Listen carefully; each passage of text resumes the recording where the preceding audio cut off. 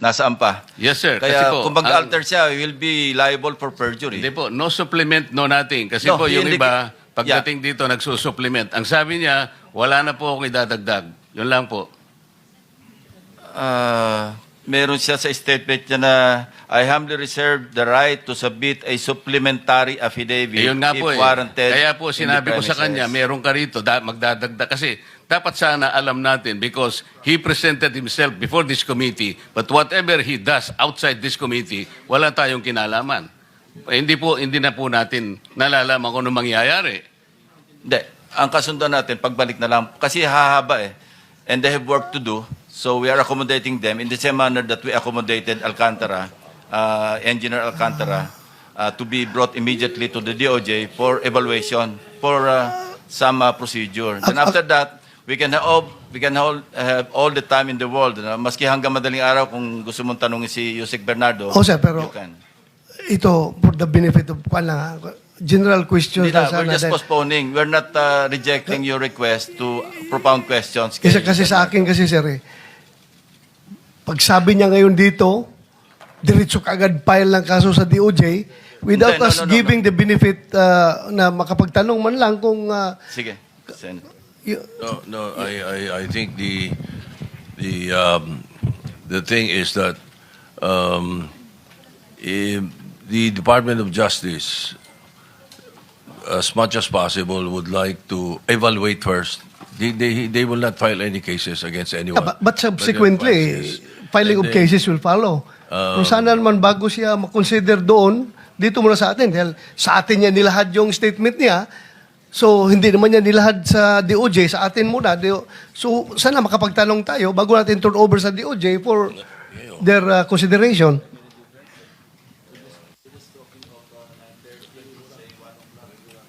Mr. Chair, I think the point... Hearing is suspended.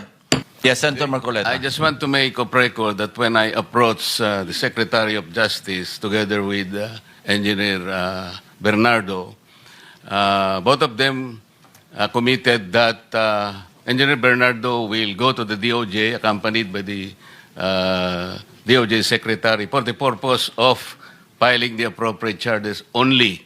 And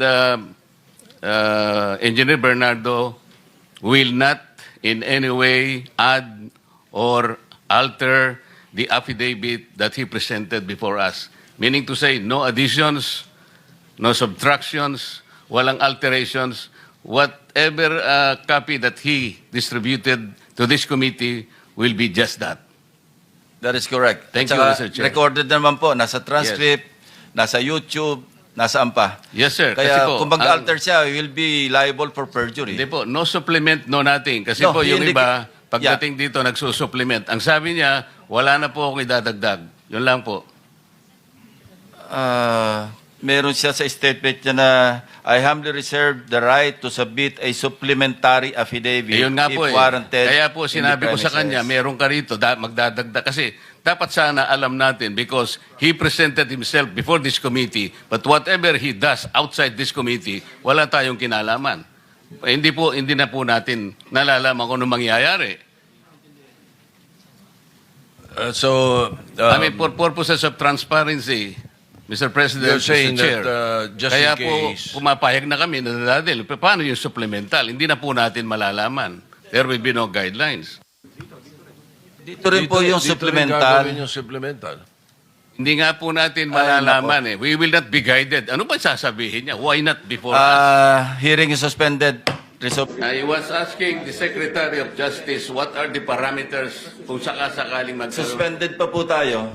Kung may tanong po kayo, lapitan nyo na lang muna. Senator Marcoleta is recognized. Thank you, Mr. Chair. This is in regard to the list of invited guests, Mr. Chair.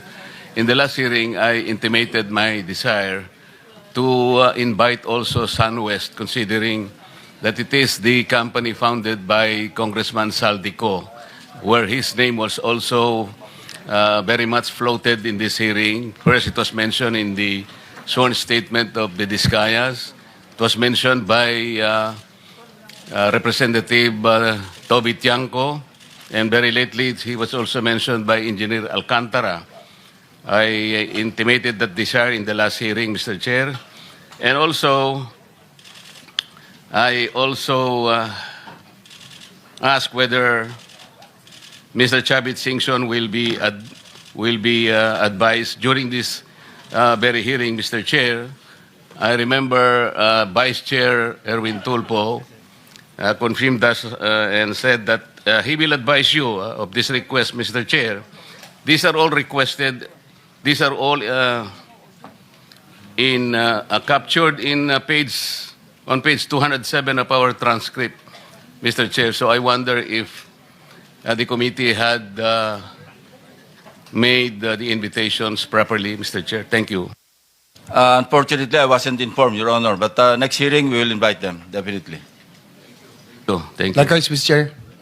Sir. Yes, Also, Dr. Jenny. administrative, also if we can invite again Regional Director Panakan kasi medyo malaki po yung napunta sa Mindoro. If hindi pa siya sumaharap, Panay Bulacan po kasi, malaki-laki rin po yung nailagay doon. I think a total of 40 billion.